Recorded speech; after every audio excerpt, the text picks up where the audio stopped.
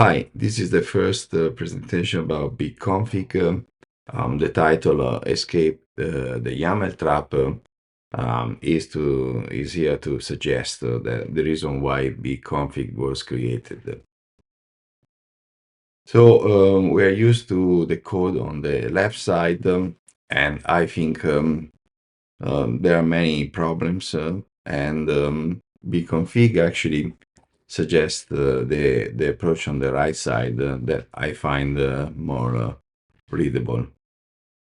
The problem is that there are a lot of tools and a lot of builders are familiar with these tools, and asking to learn a new tool and trash the previous knowledge was not possible. So the approach of BigConfig is to assimilate the other tools. So everything that you know about Terraform, Ansible, Helm, and Tofu, you will continue to use it with BigConfig.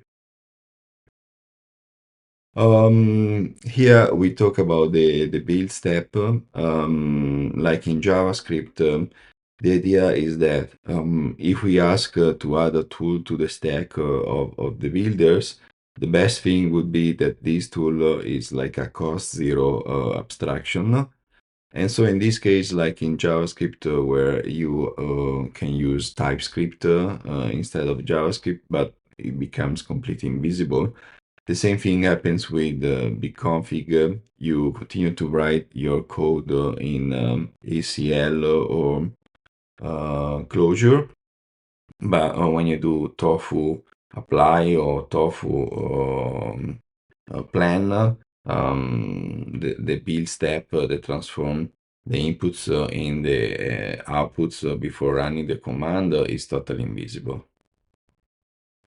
And then if we move everything client side, we want to take this map of options, render the configuration files, check that our changes they are in the latest commit of the repository, acquire a lock, execute the command client side like tofu apply, and then if successful, you want to git push the commit and then unlock. So in this way, you can generalize the workflow of Atlantis for Terraform. So you can apply to any tool like Ansible and so on.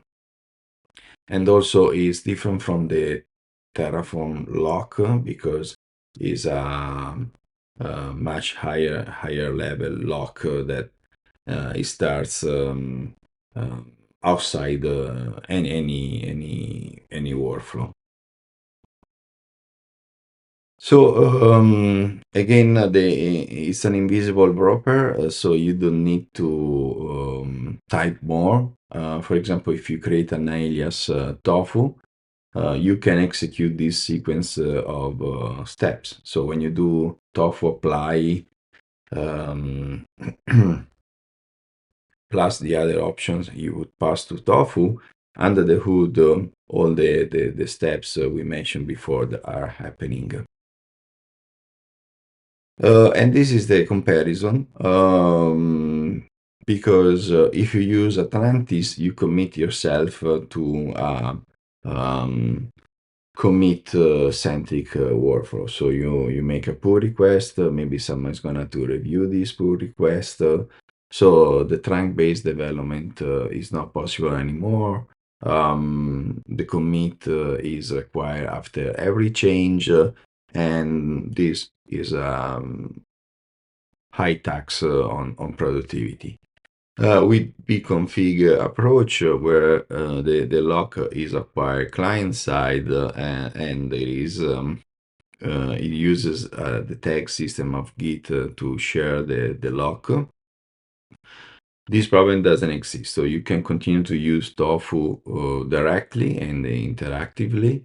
And you don't need to implement the pull request. You can if you want, but you can do client side. And then, of course, if you want to have a process to check 2 times the code before making a change, you can always pair programming um, so that you will run TOFU apply with 2 developers instead of one, skipping the review. And actually, the experience with the review is very bad. Most of the developers reading the Terraform change of other developers, that always looks good to me, and then it breaks. So I think it's better to develop the change with pair programming instead of having a review pull request process, to be honest. Yeah, and then we talk about BigConfig packages. So the idea is that it's difficult to unify these tools like from Ansible or Helm Terraform. So somehow you need to do 2 steps. Developers they have to do both 2 changes in 2 different repositories, and this is not needed anymore because of the workflow capability of BigConfig. You can expose an interface, BB Redis create, BB Redis delete, that is going to provision both the hardware and the configuration, and you can use any code that you have written so far in Terraform, Ansible, and Helm, package it inside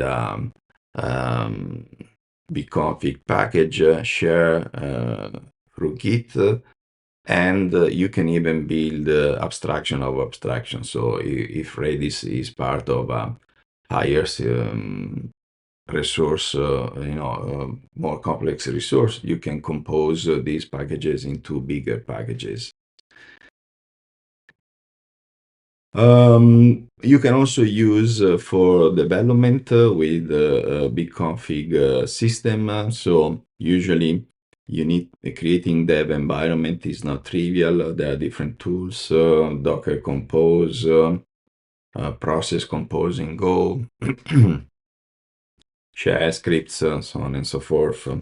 And then there are tools, libraries for the language itself doing dependency injection, like Spring or Integrant Enclosure, and BigConfig does both things. So it provides you with a library to build your system map that has all the services like database and remote API, and assign the port, start the processes, and then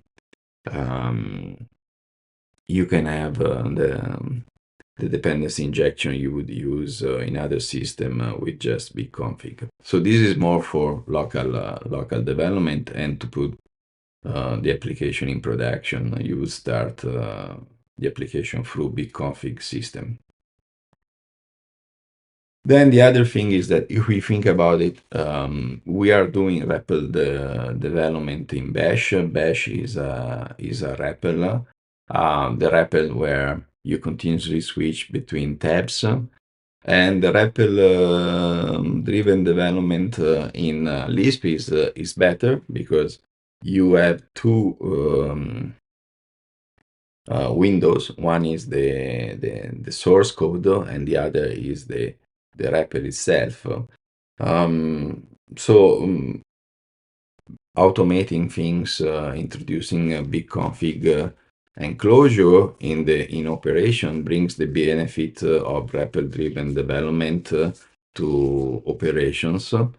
And this workbench map is actually a nice way to trace what's going on, while if you do the REPL in Bash, you need to set -x.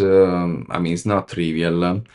While in the REPL, you start one JVM, you have all the vars at your disposal. So it's a way.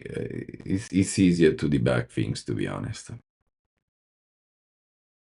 So GitOps is good when you start. Then eventually you have too many teams, too many changes, and too many projects and too many systems. So you need to go to the next level, that is to create APIs. And this is something that usually you see that a lot of the code written before needs to be rewritten again to use directly the AWS API, or to use things like crossplane. So increasing the complexity, because it requires a very good knowledge of Kubernetes. So this is not a problem anymore, because BigConfig consider the shell, the REPL, and the library at the same level. Okay, so any artifacts that you build in BigConfig can be executed in these three environments.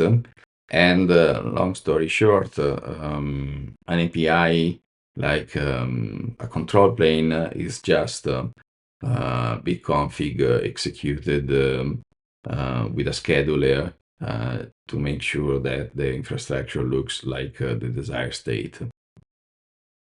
So how to build a control plane? Well, the control plane is just a backend application. You can build it with any backend solution for Clojure. One example could be Pedestal for the API, Rama for the state, but you could use a Postgres and stuff like that. Another idea is to continue to use a solution like GitHub Action.